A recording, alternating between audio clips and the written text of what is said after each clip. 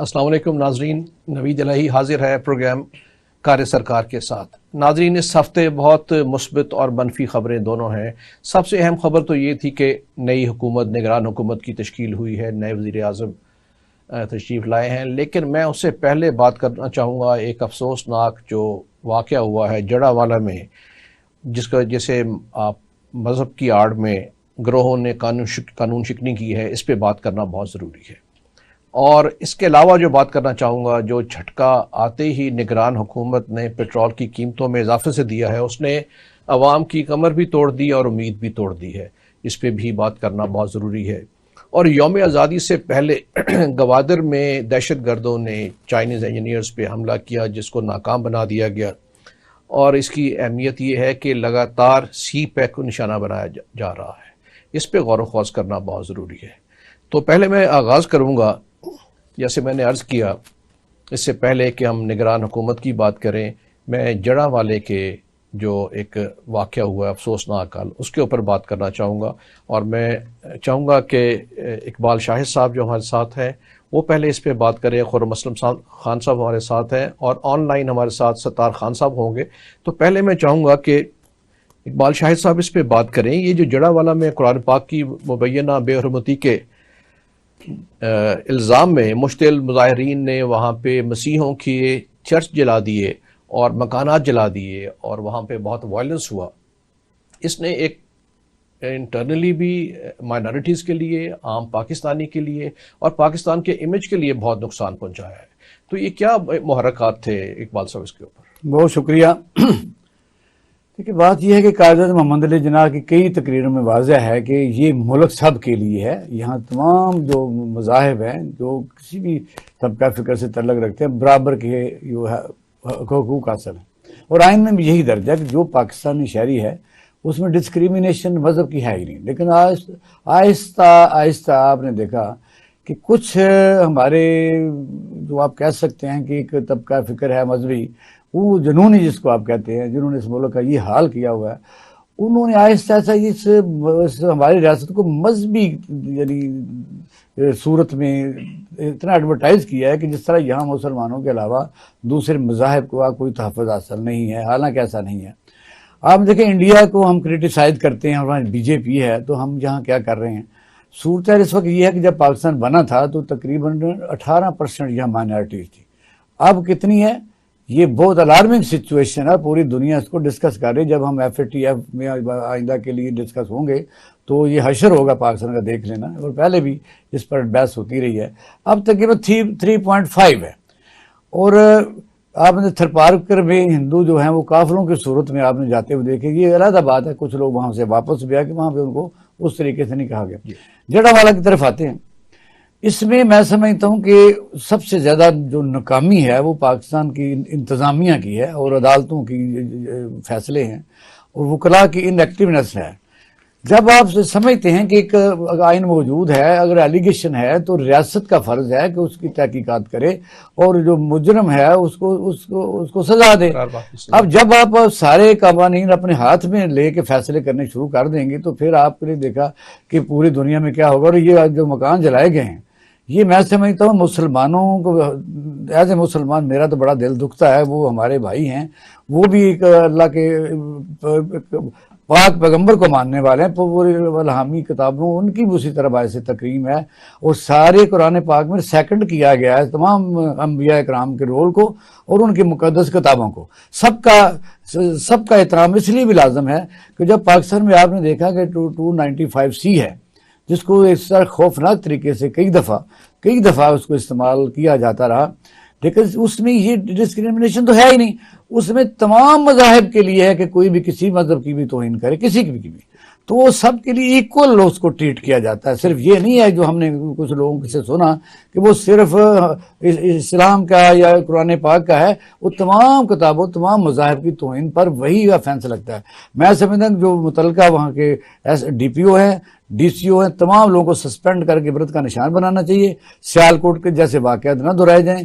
100 سے زیادہ لوگ گرفتار کیے گئے ہیں۔ خرم اسلم صاحب، آپ دیکھیں کہ یہاں پہ چرچ جلا دیے گئے، متعدد مکانات جلا دیے گئے، سرکاری دفاتر کو بھی جلایا، اب پھر بعد میں گرفتاریاں ہوئی ہیں 100-150, سیکشن 144 لگائے گئے, اور جو نگران وزیر اعظم ہیں انہوں نے کہا کہ بڑی سختی سے اس پہ کارروائی کی جائے گی, اس کا حکم دیا ہے. تو میں آپ سے یہ پوچھنا چاہوں گا, چونکہ میں چاہوں گا کہ چونکہ آپ کا بیک گراؤنڈ جہاں سے ہے انٹیلیجنس بیورو سے, اندر کی بات بتائیں. میں تو چاہتا ہوں میرا پروگرام کا نام ہی ہو اندر کی بات, کیونکہ اتنا انٹیلیجنس کے ہائی اپس یہاں موجود ہوتے ہیں, ستار خان جیسے انویسٹیگیٹو جرنلسٹ موجود ہیں. تو یہ بتائیے کہ ہوا کیا ہے اصل میں؟ دیکھیے، ایک تو پہلے تو یہ بات ہے کہ ہمیں دیکھنا ہے کہ اب اسٹیٹ کا ریزالو کی دیکھنے والی بات ہے. جس طرح سے 9 مئی کے واقعات کے بعد اسٹیٹ نے جس طرح سے ایکٹ کیا, اب آیا اس صورت میں بھی اسی طرح سے ایکٹ کیا جائے گا, یا پہلے جیسے واقعات ہوئے ہیں اس کی طرح اس کو بھی ایک ٹیمپریریلی کچھ گرفتاریاں کی جائیں گی اور پھر ان کو بعد میں. ہم نے نہیں دیکھا کہ اس طرح کی کوئی لنچنگ ہو یا کوئی جہاں پر جلاؤ گھراؤ اس قسم کا یہ مذہبی بنیادوں پر اگر تو کیا جائے تو اس کا کوئی کسی کو سزا یہ ملی. ایک تو یہ ہے. اب یہ تو دیکھنا ہے کہ اسٹیٹ کا ریزالو ہے. دوسرا آپ یہ دیکھیں کہ وہ ایک چھوٹی سی ایسے کہ منورٹی ہے, تو اس میں وہ ایک آسٹراسائزڈ جو گروپ ہے جو کہ سوشلی اکنامکلی وہ باقی جو ہماری انڈر پریولیجڈ وہ تو ہے ہی, لیکن ہے کہ وہ سوشلی وہ ایکسکلوڈیڈ ہے وہ. لیکن آپ وہ دیکھیں کہ ان میں بھی دیکھیں کہ ان کے اندر بھی وہ چھوٹی تو تعداد ہے, وہاں بھی ان کے اپنے جو کرسچن جو سیکٹس ہیں 4-5 ان کے وہاں پہ چرچز ہیں. اب وہ چھوٹی سی جگہ پر اتنے 6-7 یہ چرچز, یہ ہمیں دیتا ہے کہ مذہب جو ہے وہ ایک ڈومینیٹنگ اب چیز یہ بن چکی, چاہے وہ مسلمان ہو, چاہے وہ کرسچن ہو یا کوئی اور ہو. باقی یہ ہے کہ ہم یہ کہتے آئے ہیں کہ کسی کو قانون کو اپنے ہاتھ میں نہیں لینا چاہیے, اور جب یہ بلاسفیمی کے لاز آئے تھے تو اس کے جو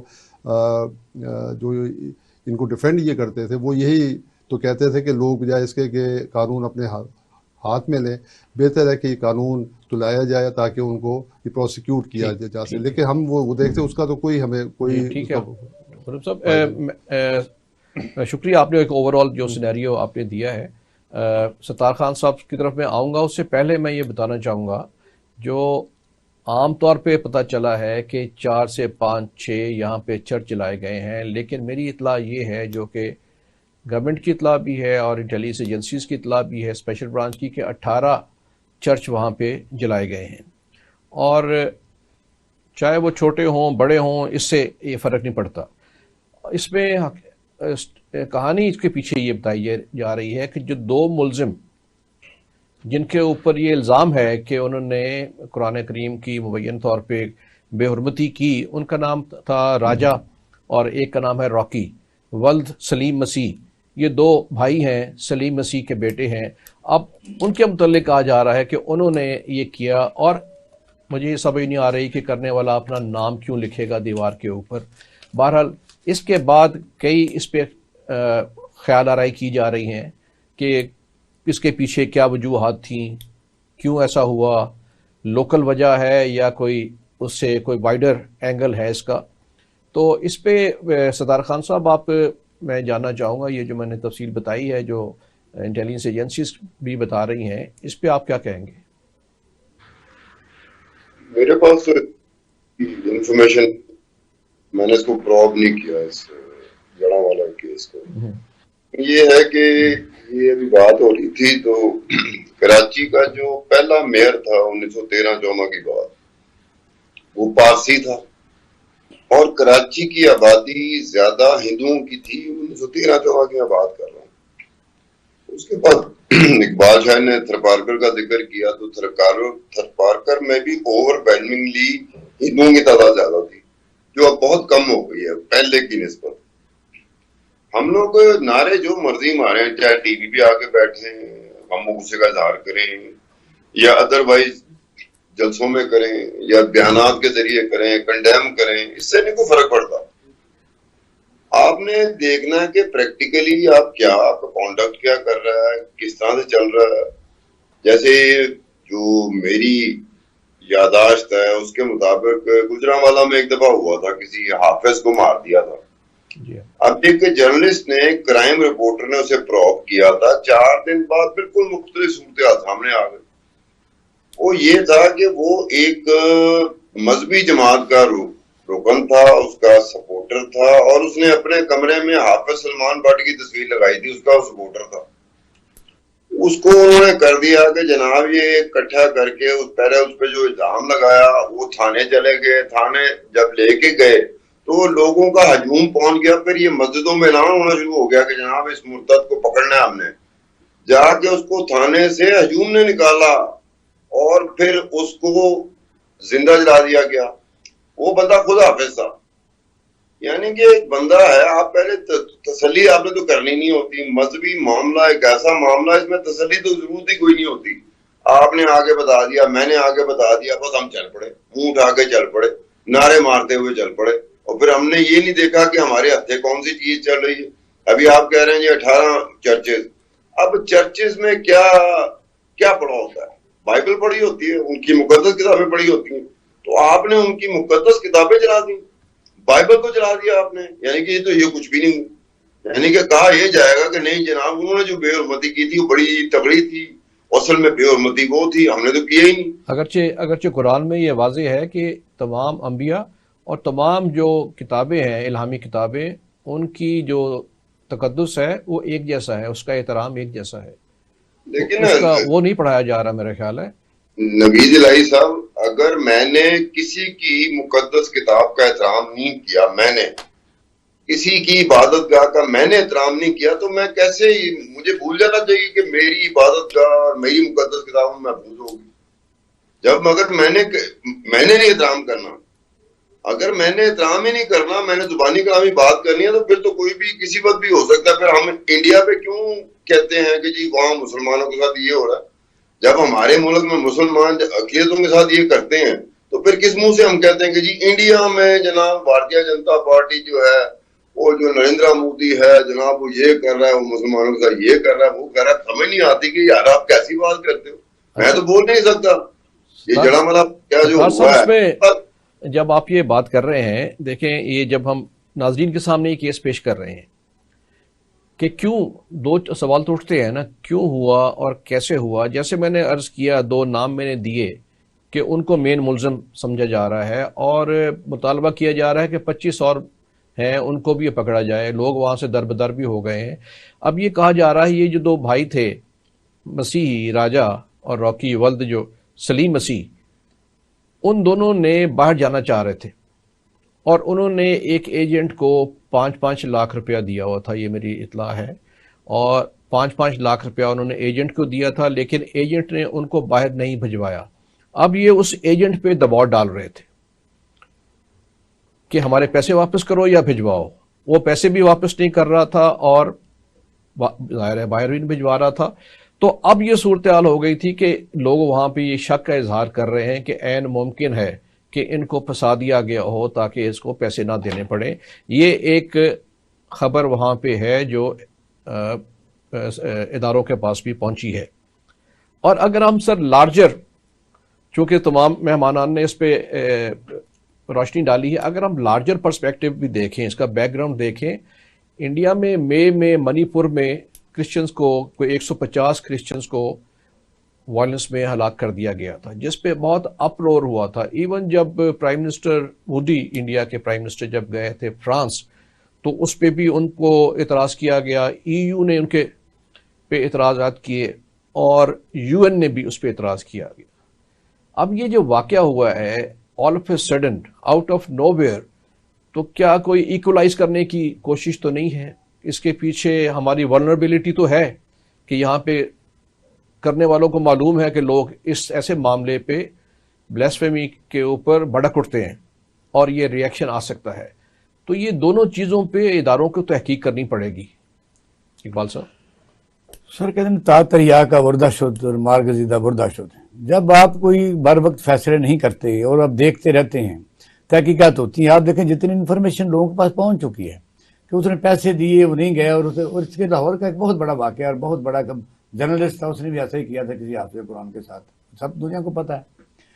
اب پہلے تو بات یہ ہے کہ حکومت جو ہے جس کی ذمہ داری جان و مال کا تحفظ ہے پاکستان کے ہر شہری کا، سب سے پہلے آپ نے ابھی بتایا کہ 144 پر بندے گرفتار ہوئے، کیا یہ 144 بنتی ہے؟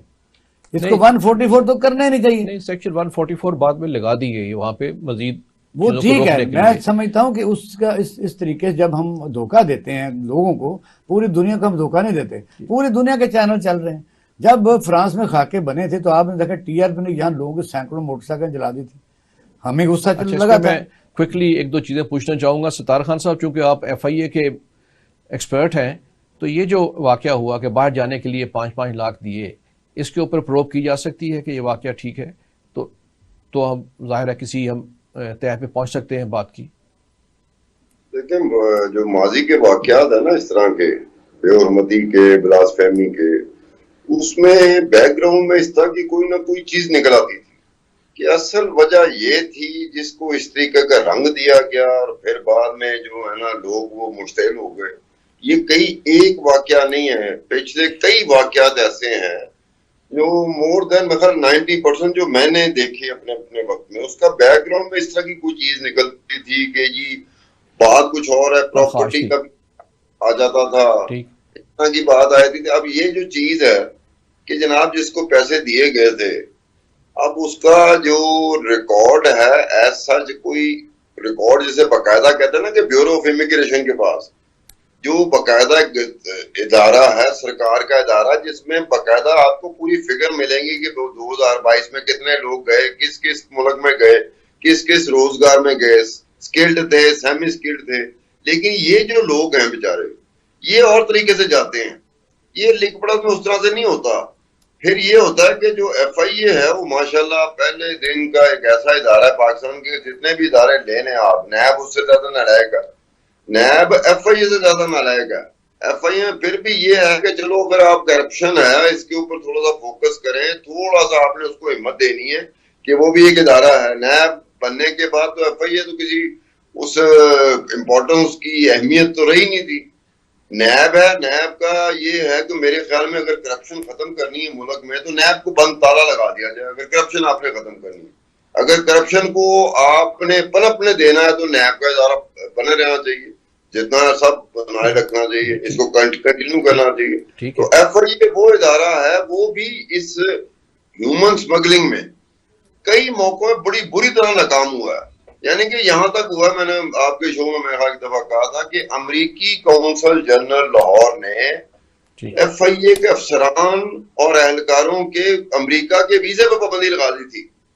اب عجیب سی بات نہیں ہے کہ سرکاری امپلائیز پر ایف آئی اے کے افسران میں، جس میں پی ایس پی بھی تھے، ان پہ امریکن کونسلیٹ نے کس لیے پابندی لگائی تھی کہ جناب یا تو یہ ہیومن سمگلر کے ساتھ ملے ہوئے ہیں یا اس میں ناکام ہو گئے ہیں۔ اب وہ ایک ایسی بات تھی جس پہ ایک حکومت کو کافی پریشر ہوا، مسئلہ ہوا، پھر انٹیریئر منسٹر تک بات گئی، پھر پرائم منسٹر بیچ میں انوالو ہوا، پھر کہیں جا کے انہوں نے پابندی ختم کی تھی۔ ٹھیک ہے، ان کا ٹریک ریکارڈ ایف آئی اے کا ماشاءاللہ ایسا نہیں ہے۔ ٹھیک، ٹریک ریکارڈ ایف آئی اے کا ایسا ہی ہے۔ میں خرم صاحب سے چاہوں گا، خرم خان صاحب سے، کہ وہ اس کا جو میں نے منی پور کا ایک اینگل بتایا ہے اور اس کے کیا ریپرکشنز ہوتے ہیں، اس پہ بات کریں گے، لیکن اس سے پہلے ہم لیں گے ایک چھوٹا سا بریک۔ ناظرین ہمارے ساتھ رہیے گا۔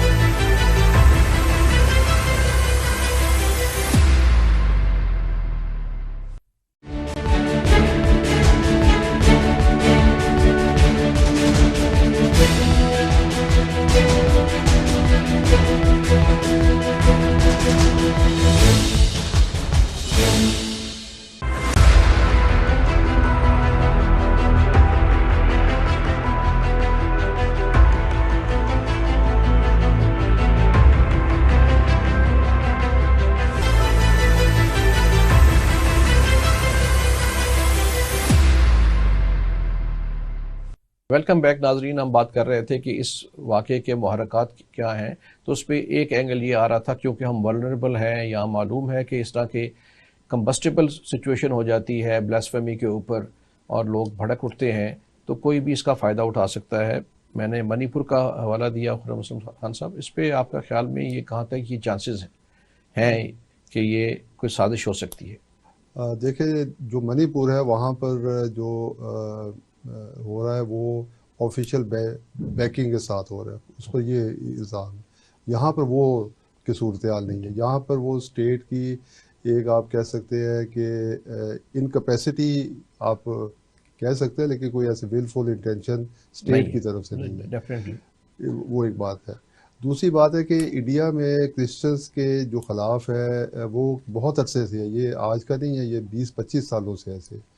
آپ یہاں پر پاکستان میں تھرپارکر کا ذکر ہوا تو تھرپارکر میں کیونکہ ہندو نو میجورٹی ہے تو وہاں پر جو کرسچن جو مشنریز ہے یہاں پر جو تو باہر سے بھی آتے ہیں, وہ اپنی جو تبلیغ ہے یا ان کو جو کنورژن کے لیے ان کا فوکس ہوتا تھا نو تھرپارکر. تو تھرپارکر میں اس پر ریئیکشن ہوا. یہاں پر لیٹ تو 1990s میں بہت زیادہ یہ مظاہرے ہوئے میرپور خاص میں آگے پیچھے اور ادھر, اور تو دوسری طرف یہ گجرات میں بھی ہوئی کیونکہ وہاں بھی جو کرسچن مشنریز بہت زیادہ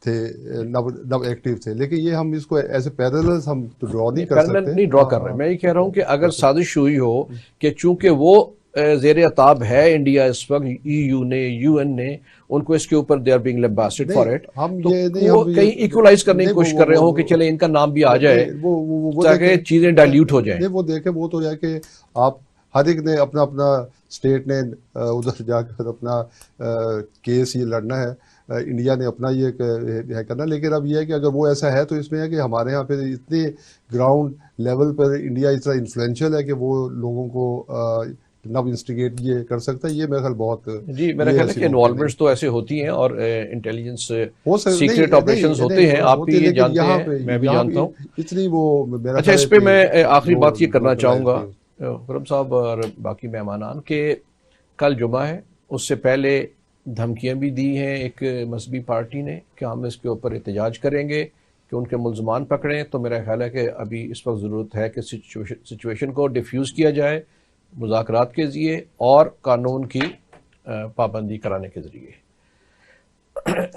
اب جو دوسری اہم چیز تھی وہ جس پہ ہم نے پچھلے ہفتے بات کرتے رہے اور بڑا حیران کن رہا کہ ہم نے 30 کے قریب نام گنوائے نگران وزیر اعظم کے امیدواران کے, ان میں سے ایک بھی نہیں نکلا, اور باکس میں سے نکلے انوار الحق کاکڑ صاحب, جن کا نام کہیں فلوٹ نہیں ہو رہا تھا.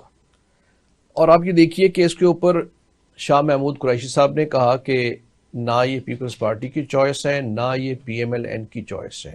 اسی پہ اعتزاز اسد صاحب نے کہا کہ جلیل عباس جیلانی صاحب کا نام دونوں پارٹیز نے تقریباً فائنل کر لیا تھا, لیکن پھر راجہ ریاض صاحب ایک چٹ لے کے آئے اور انہوں نے کہا یہ نام ہے, تو اس پہ سب نے کہا جزاک اللہ. تو یہ میں سوال پھر وہی ہے جو جڑا والا کیس پہ تھا کہ کیوں, کیسے اور کون. اگر یہ دونوں مین پارٹیز نے نہیں کیا تو یہ نام کیسے آ گیا. اور پھر میں خرم اسلم صاحب سے پوچھوں گا کہ یہ کون صاحب ہے انوار الحق کاکڑ صاحب, چونکہ یہ انہوں نے ہیڈ بھی کیا انٹیلیجنس بیورو بلوچستان کو, تو ان سے وہ بھی جاننا چاہیں گے. تو پہلے میں اقبال شاہد صاحب سے پوچھوں گا کہ یہ نام ہم جو تسبیح گنتے رہے 30 ناموں کی, ان میں سے کوئی بھی نہیں نکلا اور یہ نام ایک دم آ گیا, تو اس کی کیا وجہ ہے؟ کوئی سسٹم میں فلا ہے یا کوئی اوپر سے نازل ہوا ہے؟ سسٹم میں تو بہت بڑا سر خلا ہے ہی, لیکن میں سمجھتا ہوں کہ وزیر اعظم اور اپوزیشن جو ہے یا جس طرح الائیڈ ان کے ساتھ تھے جس کو PDM کہتے ہیں, اور میں سمجھتا ہوں PTI سے بھی مشورہ کرنا چاہیے. پاکستان میں جو ڈیموکریٹک فورسز ہیں ان کو ضرور لینا چاہیے تھا اعتماد میں, لیکن ایسا وہ تو خوش ہے اس کے اوپر, وہ خوش ایسا ہوتا نہیں.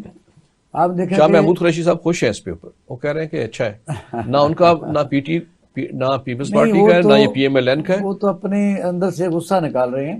کہنے کا مقصد یہ ہے کہ آپ نے دیکھا کہ میاں نواز شریف صاحب کی اور اسد زرداری کی دبئی میں ملاقات ہوئی, پھر واپس آ کے میاں شہباز شریف صاحب سے ملاقات ہوئی, اور انہی مسئلوں پر بلکہ تو اگلا بھی طے کر چکے تھے کہ منسٹر کون کون سے ہوں گے. کیا PDM میں جو شیئرنگ ہے اسی طریقے سے وہی منسٹری جو ہیں وہ ہمارے دوسرے لوگوں کو دی جائیں گی.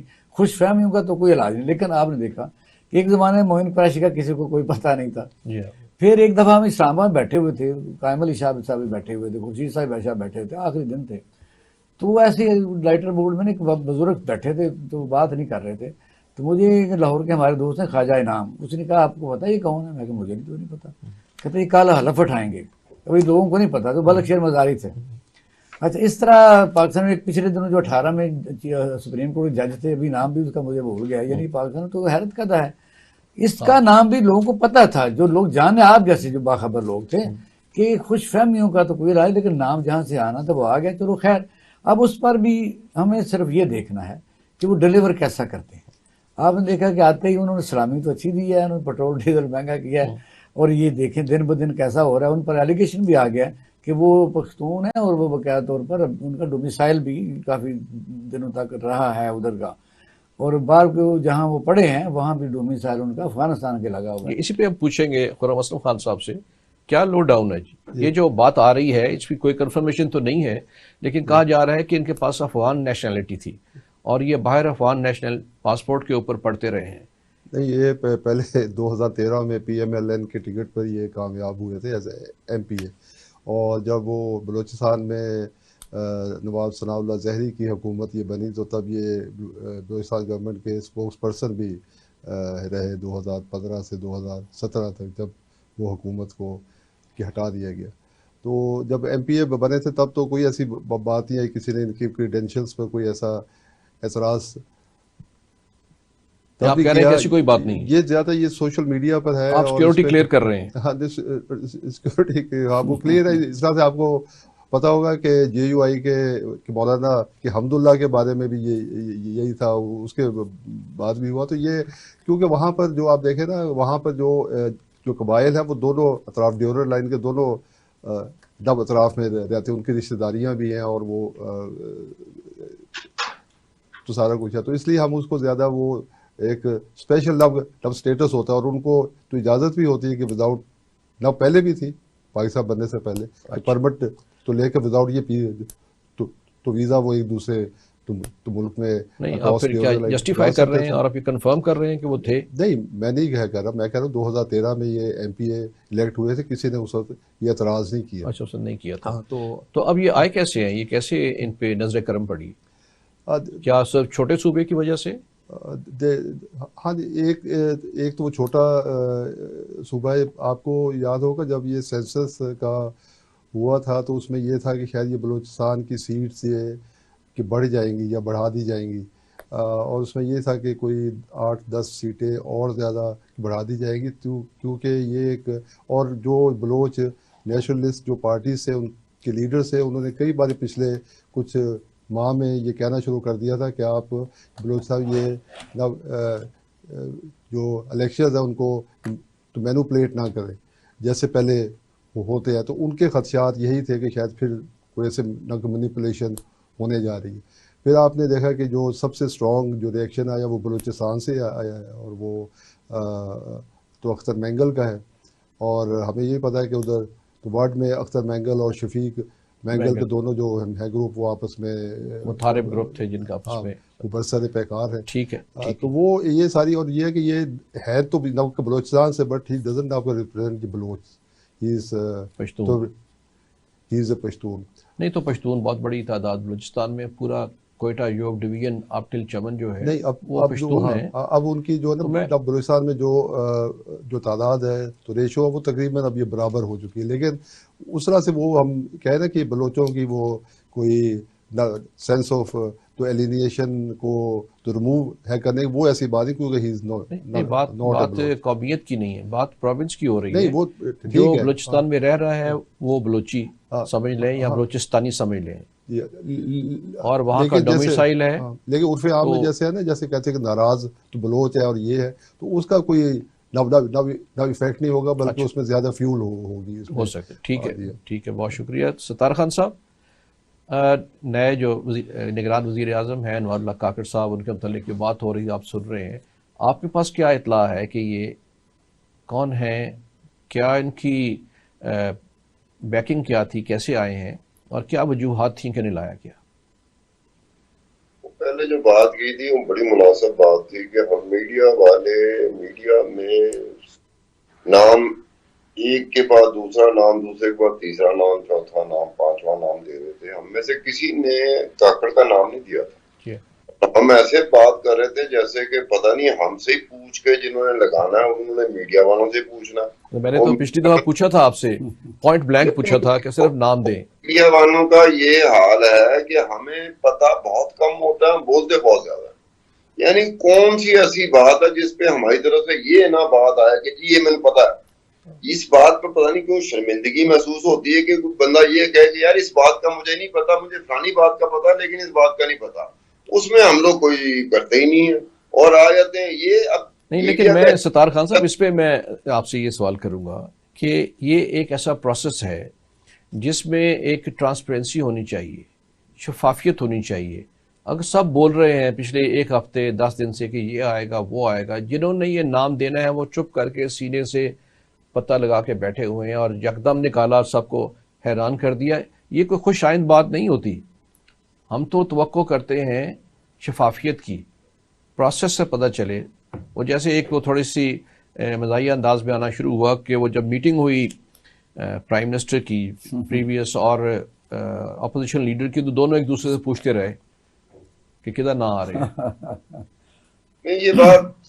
یہ بات اب آپ لوگ شاید اس کو مذاق سمجھیں, لیکن یہ ہوا ہے کہ prime minister of the day جو اس وقت پرائم منسٹر تھا, اب سیاسی طور پہ اس سے بڑا عہدہ نہیں ہوتا, تو پرائم منسٹر نے کچھ معاملوں میں کہا کہ جی مجھے ایگزیکٹلی جسے کنفرمیشن کے ساتھ کہتے ہیں مجھے اس کی اطلاع نہیں ہے. یہ پرائم منسٹر نے پرائیویٹلی اپنے ذاتوں, یہ نہیں کہ اسٹیٹمنٹ دے دے, پرائم منسٹر تو ایسا اسٹیٹمنٹ دے ہی نہیں سکتا.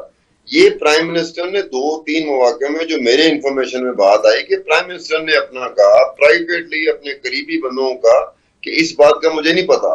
اب یہ بات طے ہے کہ اس ملک میں چاہے وہ حکومتی جماعت ہو, اتحادی جماعت ہو یا اپوزیشن میں بیٹھی ہو, یہ کہتے ہیں کسی طریقے سے بڑے صاحب مہربان ہو جائے. بڑے صاحب اسٹیبلشمنٹ ہے, اس کا اسٹیبلشمنٹ کا ایک حصہ ہوتا ہے, فوج ہوتی ہے. اب ہر کوئی اسی کی طرف دیکھتا ہے کہ کسی طریقے سے ہماری ان کے ساتھ بن جائے. وہ ایک صاحب اندر ہوئے ہیں, وہ بھی دوہری پالیسی چلا رہے ہیں, اندر سے کچھ بندے ڈالے ہوئے ہیں کہ جا کے پیری پہ جو ہے نہ دے, ہمیں معاف کر دیں. پبلک کو آ کے پبلک پوسچر دیتا ہے کہ جی میں تو ان کو چھوڑنا نہیں ہے. تو یہ ہے کہ ہر ایک انہی کے پاؤں میں پڑا ہوا ہے. آپ نے ان کے پاؤں میں پڑنا ہے, آپ کو ان کے پاؤں میں پڑنے سے کوئی نہیں روک رہا. ہم تو نہیں روک رہے, ہمیں پتا ہے کہ آپ کی دکان چل ہی نہیں سکتی, ان کے پاؤں پڑے بغیر آپ کی دکان ہی نہیں چل سکتی. ٹھیک ہے, چاہے پبلک ہے, چاہے پے ہے, چاہے پے ہے. جو پاؤں پڑنے کا عمل ہے, نوید علائی صاحب آپ کا بندہ تو نہیں آ سکتا تھا یا میرا تو نہیں آ سکتا تھا. بندہ انہوں نے دینا تھا, انہوں نے آرام سے دے دیا, اور ان کا دیا ہوا بندہ بھی, یہ سارے اپنی جگہ بغلیں بجا رہے ہیں. اب ان کو پتا ہے کہ انہی کا بندہ ہے, اب ان کو پتا ہے کہ وہ ان کا جو بندہ ہے وہ کتنے عرصے کے لیے ہے اور وہ کیا کیا کرے گا. ہمیں تو نہیں پتا, میڈیا کو تو نہیں پتا. اب کابینہ میں کون آ رہا ہے, چلیں اب یہ تو اب طے ہو گیا, اب نئی گیم شروع ہو گئی جو آج طے ہو جائے گی. کچھ نام آئے بھی ہیں اقبال صاحب, کابینہ میں بھی بہت لمبی لسٹ آ رہی تھی, لیکن آج کچھ نئے نام آ گئے ہیں کہ 3-4 کے نام آ رہے ہیں, اور کہا بھی جا رہا ہے کہ آج فائنل ہو جائیں گے اور وہ اوتھ بھی لے لیں گے. جو آپ کہتے ہیں نام آ رہے تھے, یہ پلانٹ کیے جاتے ہیں, وہ ظاہر ہے اس کا مینج کیے جاتے ہیں, پریس کو اپنا نام لیا جاتا ہے اور پھر ایڈورٹائز کروایا جاتا ہے, اور پھر کئی دفعہ اس پر ڈبیٹ بھی کروائی جاتی ہے. ایسا نہیں ہے, آپ کو پھر اس میں بھی نئے نام ملیں گے, اور یہ لوگ بالکل باقاعدہ دیکھیں گے, سرپرائز ملیں گے. اور آپ دیکھیں گے کہ جو مسلم لیگ نون کے چہرے نظر آ رہے ہیں یا پیپل پارٹی کو تو خیر انہوں نے ابھی پوچھا نہیں ہے, جو فیس وہ نہیں آئیں گے, نئے بندے ہیں. جی ٹھیک ہے, کابینہ میں بھی ہمیں سرپرائز ملے گا. اور اس سرپرائز سے پہلے جو ہمیں ایک روٹ سرپرائز ملا ہے, آتے ہی نگران حکومت نے جو پیٹرول کی پرائسز میں بڑھائی ہیں, 17 روپے 50 روپے سے اس پہ پیٹرول پہ بڑھا دیے, 20 روپے ڈیزل میں بڑھا دیے ہیں. یہ اتنا ایسا جھٹکا ہے جیسے کہ کہتے ہیں کہ وہ امید بھی توڑ دی انہوں نے کہ اب چلیں وہ گورنمنٹ ختم ہوئی ہے, اب نئی گورنمنٹ جو ہے نگران اپنے کام سے کام رکھیں گے, الیکشن کی بس تیاری کریں گے. انہوں نے آتے ہی 2 دن میں, اور ظاہر ہے کہ جب 1.5 دن کے بعد سائن کرا لیے گئے نگران وزیر اعظم سے, یہ فائل تو پہلے موجود ہوگی نا, لیکن اس جھٹکے کو بڑا بری طرح محسوس کیا گیا ہے. لوگ پہلے اس کو برداشت کرتے رہے، لیکن اس جھٹکے اوپر ان کی بہت ہی آہ بکا انہوں نے کی ہے، کیونکہ اب یہ پیٹرول جو ہے 300 روپے کے قریب پہنچ رہا ہے، 290 تو ہو چکا پر لیٹر، اور اس کے مس گورننس یا بیڈ گورننس یہ ہوتی ہے کہ اس کے بعد جو مہنگائی کا ایک طوفان نشتا ہے، امیڈیٹلی خبریں آ گئیں کہ وہ ٹرانسپورٹرز نے بڑھا دیے ہیں، کرائے بڑھا دیے ہیں، 30% بڑھا دیے ہیں، اور ہر چیز میں ریڈی والے سے لے کے سٹور والے تک اپنے پرائسز اسی دن پین سے کاٹ کے اوپر لکھ دے گئے کہ پرائس آج یہ ہو گئی ہے، چاہے پرانا سٹاک ہی پڑا ہو۔ تو یہ ایک دوہری ایک ڈبل جیپرڈی سمجھ لیں کہ ایک تو پیٹرول مہنگا ہوا، اوپر سے مہنگائی کو کنٹرول کرنے والا کوئی نہیں ہے۔ خرم خان صاحب اس پہ یہ تو ابھی پہلا ایک نو انسٹالمنٹ ہے، ابھی اور آنی ہے۔ آپ دیکھیں گے ابھی جو روپی کی ڈی ویلیویشن بھی آن دا کارڈز ہے، اور جب وہ ہوگی تو اس کے بعد پھر یہ جو پیٹرول ہے اس کی پھر وہ جو ہے پرائسز وہ ایڈجسٹ کرنی پڑیں گی، اور ان کو اور زیادہ بڑھانا تو ابھی بھی اس میں ابھی بھی جو دو روز میں یہ جو ڈالر کی قیمت ویلیو بڑی ہے، اور ڈالر پھر وہ سٹاک مارکیٹ سے غائب ہو سٹاک مارکیٹ جو ہے وہ بھی بیٹھ گئی ہے، وہ تو چلے اوپر نیچے بیٹھتی رہتی ہے، وہ نہیں ہے، لیکن ہے کہ یہ ابھی تو ڈی ویلیویشن، کیونکہ آؤٹ گوئنگ گورنمنٹ نے یہ جو آئی ایم ایف کے ساتھ ایگریمنٹ یہ کیے ہوئے تھے، انہوں نے جانے سے پہلے ان کو امپلیمنٹ نہیں کیا، انہوں نے نئی جو کیئر ٹیکر ہے گورنمنٹ ان کے اوپر یہ شفٹ یہ کر دی، اور نئی جو گورنمنٹ آئی ہے، جو یہ پرائم منسٹر انہوں نے کہا ہے کہ وہ جو اکنامک اور جو فزیکل جو پالیسی تھی پچھلی نب گورنمنٹ کی، اس پر ہی وہ یہ چلیں گے، اور وہ کچھ اور یہ کر بھی نہیں سکتے، انہوں نے اسی کو امپلیمنٹ یہ کرنا ہے۔ تو ابھی تو اور زیادہ اس میں ہم دیکھیں گے کہ قیمتیں اور زیادہ بڑھیں گی، اور انفلیشن جو ہے نا، اور میرا تو خیال ہے کہ جو اچھی خبر نہیں ہے۔ میں بس لاسٹ 2 منٹ سے میں چاہوں گا کہ ایک سٹیٹمنٹ آپ دے دیں اقبال صاحب اس کے اوپر، یہ جو پیٹرول مہنگا ہوا ہے اور اس طرح جھٹکا آیا ہے، اس پہ آپ کیا فرماتے ہیں؟ دیکھیں، اب تو ہوتا یہ ہے کہ زندہ معاشروں میں احتجاج ہوتا ہے، پھر یہ ہے کہ کچھ بات سنی بھی جاتی ہے، ریئیکشن سنا جاتا ہے۔ اب لوگ احتجاج سے آگے جا چکے ہیں کیونکہ ان کو کچھ سنتا نہیں ہے۔ ہوتا یہ ہے کہ پوری دنیا میں ایک تھنک ٹینک ہوتے ہیں، عوامی ایک رائے ہوتی ہے جس پر دھیان دیا جاتا ہے، کٹ لگایا جاتا ہے۔ آپ دیکھیں پچھلے 1150 بلین روپے کا جو غیر ترقیاتی جو اخراجات ہیں، پھر ترقیاتی اخراجات ہیں۔ پہلے آپ اگر پیسے نہیں ہیں تو لوگوں کو ریلیف دیں گے، آٹا دیں گے یا سونے کا کینٹر بنوائیں گے؟ اس حکومت کی پرائرٹی نہیں ہے یہ continuity of the P D M, کچھ لوگ کہہ سکتے ہیں ابھی تک جو معاہدے ہوئے ہیں۔ باقی میں تو اب بھی یہ کہتا ہوں کہ یہ ڈالر کے ساتھ ساتھ چل رہا ہے اس وقت آپ کا ریٹ، آپ وہ 302 روپے کا ہو گیا ہے آج کی جو ریٹ ہے۔ تو آپ بالکل خرم صاحب کی بات میں مانتا ہوں کہ ڈالر اگلے دنوں میں 325 330 ہونے جا رہا ہے، اور پیٹرول ڈیزل کے ریٹ بھی بڑھنے جا رہے ہیں، اسی کے ساتھ چلیں گے۔ نے کہا تھا کہ یہ تو 500 پہ جائے گا۔ ستار خان صاحب، یہ جو امپیکٹ آ رہا ہے، نگران حکومت نے آتے ہی یہ جھٹکا دیا ہے، یہ پورا ایک لٹمس ٹیسٹ نہیں ہے، بتا رہا ہے کہ نگران حکومت کیسے آپریٹ کرے گی یہاں پہ، کیونکہ وہ تو کسی کو جواب دے نہیں ہے، عوام کو نہیں ہے جواب دے، تو یہ کیا ہوگا لوگوں کے ساتھ؟ یہ آئی ایم ایف کے پاس جانا یا کسی کے پاس جانا پیسوں کے لیے، تو ہمیں ضرورت ہوتی تو ہم جاتے ہیں نا۔ اب جو ضرورت کے تحت آپ کو پیسے دیتا ہے اس نے کنڈیشن تو لگانی ہوتی ہے، پھر آپ کو کنڈیشن ماننی ہوتی ہے، پھر کنڈیشن ماننے کے بعد صورتحال کلچر یہ پاکستان کا ہے کہ مجھے بس بہانا چاہیے کہ چیز مہنگی ہوئی ہے، میں جو چیز بیچ رہا ہوں اس کا اس چیز سے تعلق ہے کہ نہیں ہے، میں نے اس کی قیمت بڑھا دینی ہے۔ اب مارجن آف پروفٹ جو ہے نا، وہ پاکستان میں آپ نے کبھی سنا کہ مارجن آف پروفٹ نام کی کوئی چیز ہوتی ہے؟ پاکستان میں نہیں ہے۔ میں نے امریکہ کا ڈھونڈ نکالا، برطانیہ کا ڈھونڈ نکالا کہ مارجن آف پروفٹ کوئی چیز ہوتی ہے، جب آپ کو کاروبار کرتے ہیں تو اس میں مارجن ہوتا ہے۔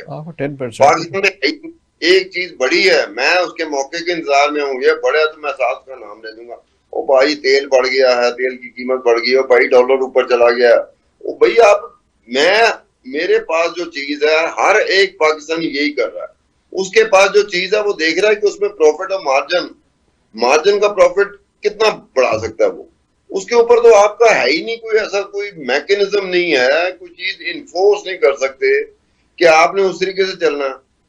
اب اس سے ہم لوگ اپنے کلچر سے باہر تو نہیں نکل سکتے. ہم پاکستانی ہیں اور پاکستانی ہی رہیں گے, اور پاکستانی ایسے ہی کرتا ہے, اور پھر پاکستانی ایک دوسرے کے ساتھ گلا کرتے ہیں. تو شامل ہر ایک ہوتا ہے, قصور ہر ایک کا ہوتا ہے, ذمہ داری ہر ایک کی ہوتی ہے, لیکن ڈالی دوسرے پہ جاتی ہے. یہ پاکستان کا کلچر ہے. سمجھ نہیں آتی کہ بھی ستار خان آپ سے غلطی ہوگی تو مان لو یار یہ غلطی میری تھی. میں کہوں گا جی وہ الف بھی بیچ میں تھا, بے نے یہ کیا, بے نے یہ کیا, تے نے وہ کیا. میں وہ کہانیاں بنا کے بیٹھا ہوں. پورے کا پورا ملک ایسے چل رہا ہے. جی بہت شکریہ. کوئی بتا دیں کہ کوئی آ کے ٹی وی بولے ہاں یار میں اس کا ذمہ دار ہوں, کوئی ایک بندہ نکال کے بتا دیں. جی ٹھیک کہہ رہے ہیں آپ. یہ سب سے اہم بات یہ ہے کہ آئی ایم ایف کی وجہ سے چاہے آپ کو پیٹرول مہنگا کرنا پڑا ہے, لیکن جو میں نے عرض کی بیڈ گورننس کی کہ یہ پیٹرول بڑھایا, ساتھ ہی جو آپ کے ہولڈرز ہیں, پروفیٹیئرز ہیں, جو کارٹلز ہیں, اصل جو مہنگائی کی طوفان اٹھاتے ہیں وہ اٹھاتے ہیں, اور ان کو کنٹرول نہیں کیا جاتا کیونکہ وہ بہت سٹرونگ ہیں اور منہ زور ہیں. گورنمنٹ کو ان کو اگر کنٹرول کر لیں تو میرا خیال ہے کہ یہ اس کا امپیکٹ اتنا شدت سے لوگوں پہ نہیں آئے گا. تو میں آج کا پروگرام کا وقت ختم ہو رہا ہے. میں تمام مہمانان کا شکریہ ادا کرتا ہوں. اگلے ہفتے انشاءاللہ پھر حاضر ہوں گے. تب تک اجازت دیجیے. خدا حافظ.